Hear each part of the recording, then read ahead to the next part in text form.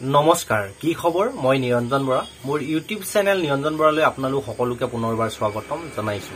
Assam rifle tradesman and technical rally 2025 साफायला पोस्टर जेहेतु फिजिकल टेस्ट डॉक्यूमेंट वेरिफिकेशन और टेट टेस्ट चलि आछे। मैं आपनालोकर रैली तो स्टार्ट हुआ बार ऑनलाइन एप्लाई चलार परा रैली स्टार्ट हुआलेके डॉक्यूमेंट की निब लागिबो ए टू जेड प्रतिटो टपिकर ऊपर तन्न तन्नके भिडिओ दी आहिछु। आपनालोके जदि कन्टिन्यू भिडिओखिनि चाइ आछे मैं Assam rifle tradesmen and technical rally साफायला पोस्टत जदि एप्लाई करि थैছিলে एडमिट कार्ड जदि आहिले नाइबा फिजिकल टेस्ट जदि दी क्वालिफाई करि आहिले डॉक्यूमेंट वेरिफिकेशन और टेट टेस्ट जदि क्वालिफाई करि आहिले तथापि भिडिओটো हेखलेके चाबो बा आगंतुक दिনত जदि आपनालोके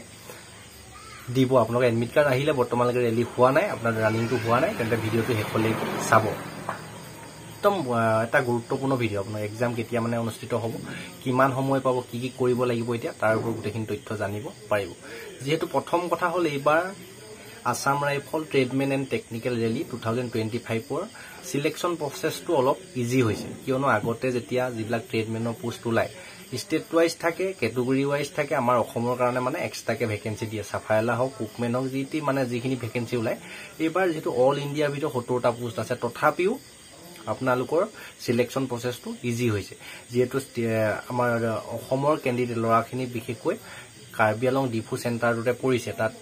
যি সকলো ৰানিংত ঠিক আছে পাস কৰিব পাহাৰত যদিও পাস কৰিবলৈ আগতে কৈছো হাইট চেজ যাৰ কম থকাখিনিও কোৱালিফাই হৈ আহিছে যেটো আপোনালোকৰ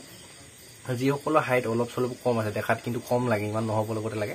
মই বহুকেইটা সাবস্ক্ৰাইবাৰৰ লগত কথা পাতিছো যেহেতু কোৱালিফাই হৈ আহিছে সেইবাবে আপোনালোকে টেনচন ল'ব নালাগে এবাৰ সিলেকশন প্ৰসেছটো বহুত ইজি হৈছে আৰু যাৰ 165 তকৈ অলপ চলপ কম আছে তেন্তেও আপোনালোকে নজুৱাকে নাথাকিব। প্ৰথম দিনা ৰানিং হৈছে 100টাকে ৰানিং গ্ৰুপত ৰানিং কৰিছে যিমাখিনি পাস কৰিলে তাৰপিছত হাইট চেজ চাব তাৰপিছত ডকুমেন্ট ভেৰিফিকেশ্যন নকৰিব আৰু যদি ডকুমেন্ট ক্লিয়াৰ নাথাকে তেন্তে আপোনালোকৰ ৰখাই থৈ দিব। ডেসক্ৰিপচনত প্ৰতিটো ভিডিও পাই যাব কি ডকুমেন্ট লাগিব কোনখন ডকুমেন্ট বেছি ইম্পৰ্টেন্ট কাষ্ট সাৰ্টিফিকেটৰ পৰা ইত্যাদি ক'ত কি লৈছে একটু যে ডিটেইলছৰ ভিডিও ডেসক্ৰিপচনত প্ৰতিটো টপিকৰ ওপৰত ভিডিও পাই যাব আপোনালোকে গৈ চাই ল'ব যদি এতিয়াও চোৱা নাই। বিশেষকৈ ট্ৰেড টেষ্টৰ কথা ট্ৰেড টেষ্টত বহুত আগতে যেহেতু ক্যান্ডিডেট ফেল কৰে এবাৰ মানে বেছি সোধা নাই দুটা বা এটা কোৱেশ্যন সুধিছে আৰু মানটো চাই মনটো ভাল লাগিলে অফিচতে পাস কৰাই দিছে আৰু তাৰ উপৰিও এটা প্লাস পইণ্ট হ'ল এবাৰ ট্ৰেড টেষ্টটো আপোনালোকে অসমীয়াত দিব পাৰিছে কোনো হিন্দীত দিবলগীয়া হোৱা নাই বা ইংলিছত দিবলগীয়া হোৱা নাই। আগতে মই যেতিয়া দি পাইছো তেতিয়া হিন্দী আৰু ইংলিছ দুটা অপচনে থাকে আপুনি হিন্দীত দিব পাৰে বা আপোনাক সুধিব ইউৰ স্পিকিং ইন ইংলিছ অৰ হিন্দী তো আপোনালোকে যেটো জানে হিন্দীতে যেটো মই দিছিলো আগত আপোনালোকে এবাৰ অসমীয়াত দিব পাৰিছে কিমান ভাল চান্স। সেইবাবে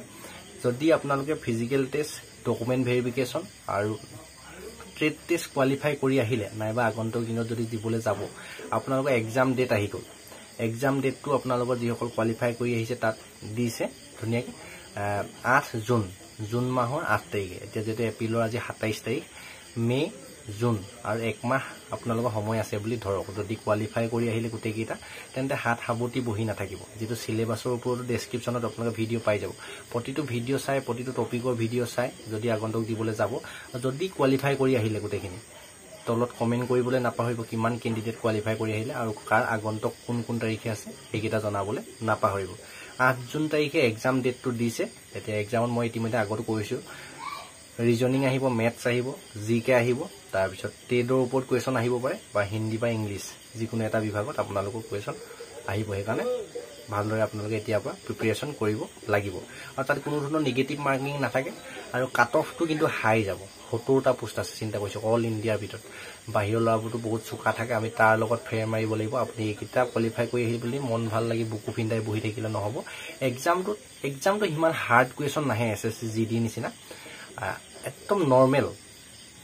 নৰ্মেল ৰিজনিং আহিব নৰ্মেল জিকে খিনিটো টানেই থাকে জিকে যেটো অল ইণ্ডিয়া জিকে আহি যায় কি আহি যায় ক'ব পৰা নাযায় হিন্দী ইংলিছ একদম সাধাৰণ মেথছৰ একদম যোগ বিয়োগ পূৰণ হৰণ অংক আহি যাব একদম ইমান হাৰ্ড নাহে মানে 9-10 লেভেল মানে একদম 9-10 লেভেলৰ যদিও ইজি অংক আহিব যোগ কোৱা অংক কি আপুনি নোৱাৰিব নেকি পূৰণ কৰা নোৱাৰিব নেকি বিয়োগ কোৱা নোৱাৰিবগে নেকি হৰণ অংক কি আপুনি যদি কৰিব জানে পাৰিব হৰণ অংকটো অলপ টান বুলি ক'ব পাৰি এনেকুৱা ধৰণৰ লেভেলৰ মেথছখিনি আহিব ৰিজনিংটো সহজ হয় মুখতে উলিয়াব পৰা দিব মই যেটো আগত দি পাইছো খালি কাট অফটো আপুনি এক্সপেক্টেড এটা ধৰি লওক মিনিমাম 80 মান টাৰ্গেট কৰক 80 মান টাৰ্গেট কৰক তেতিয়াহে মেডিকেল দিবলৈ পাব মেডিকেলত যেহেতু এটা পোষ্ট ভেকেন্সিত 3টা ল'ৰা পাস কৰাব যেটো ল'ৰাই পোষ্ট আছে ইয়াত কোনো ছোৱালী পোষ্ট নাই আপোনাৰ 7-3 গুণ 21 210 প্ৰায় 250 মান ল'ৰাহে কিন্তু মেডিকেল টেষ্ট দিবলৈ পাব আৰু মেডিকেলটো আপোনালোকৰ ভালকে চাব আসাম ৰাইফলৰ যেহেতু আৰ্মি নিচিনা আপোনালোক আছাম ৰাইফলৰ লগত চাফাইলাৰ চাকৰি পাব। সেইবাবে মেডিকেলটো ভালদৰে যদি সৰু সুৰা প্ৰব্লেম আছে এতিয়াৰ পৰা ঠিক কৰক আৰু এক্সামটোৰ কাৰণে ভালদৰে প্ৰিপেৰেশ্যন কৰক।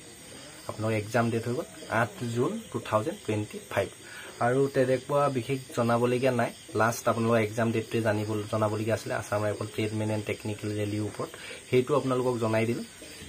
যদি আগন্তুক দিনত দিবলৈ যাব ফিজিকেল ডকুমেণ্ট ভেৰিফিকেশ্যন আৰু টেট টেষ্ট, আৰু যদি দি আহিলে কমেণ্ট কৰিবলৈ কিন্তু নাপাহৰিব, আৰু যদি আছে আগন্তুক দিনত কোন তাৰিখে আছে জনাবলৈ নাপাহৰিব। গোটেইখিনি দেখিছে মোৰ চেনেলটো যদি আপোনালোকে ছাবস্ক্ৰাইব কৰি ৰাখিছিলে, যিটো ভৰ্তিয়ে নাহক তাৰ ওপৰত তন্ন প্ৰতিটো টপিক ডকুমেণ্ট কি লাগিব, ট্ৰেড টেষ্টত কি সোধে, ৰানিং কেতিয়াৰ পৰা ষ্টাৰ্ট হ'ব আগতেই মই কৈছিলোঁ, তাৰপিছত কেতিয়াৰ পৰা এপ্লাই হৈছে তেতিয়াই মই আপডেট দিছোঁ, এপ্লাই হোৱা আগতেই দিছোঁ, কিন্তু আপোনালোকে পিছত চাই যদি নাজানো। গোটেইখিনি প্ৰতিটো টপিকে আপুনি চাকৰি ৰিলেটেড পাই থাকিব। এতিয়া আপোনালোকৰ খালি আপডেটখিনি মই দি থাকিম, খবৰখিনি জনাই থাকিম, আপোনালোকে নিজেই কষ্ট কৰিব লাগিব, নিজেই পঢ়িব লাগিব, চব কৰি মেলি মানে নিজে চাকৰিটো ল'বলৈ চেষ্টা কৰিব লাগিব। আপোনালোককো মই এতিয়া এক্সামটো পাছ কৰাই দিবগৈ নোৱাৰিম ন, যিমানখিনি বাৰু সহায় কৰিছোঁ আপোনালোকে নিজে পঢ়িব লাগিব, নিজে লিখিব লাগিব, নিজে জানি বুজি চাকৰি পাব লাগিব। আপোনালোকে চাকৰি পাই দৰমহাও মোক নিদিয়ে, খালি মই ইউটিউবৰ ফালৰ পৰা যিকেইটকা পাওঁ সেইকেইটকাই হ'ব, বেলেগ আশা নকৰোঁ। আৰু যদি মোৰ ছাবস্ক্ৰাইবাৰ চাকৰি পায় তেতিয়া ভাল লাগিব মনটো। সেইখিনি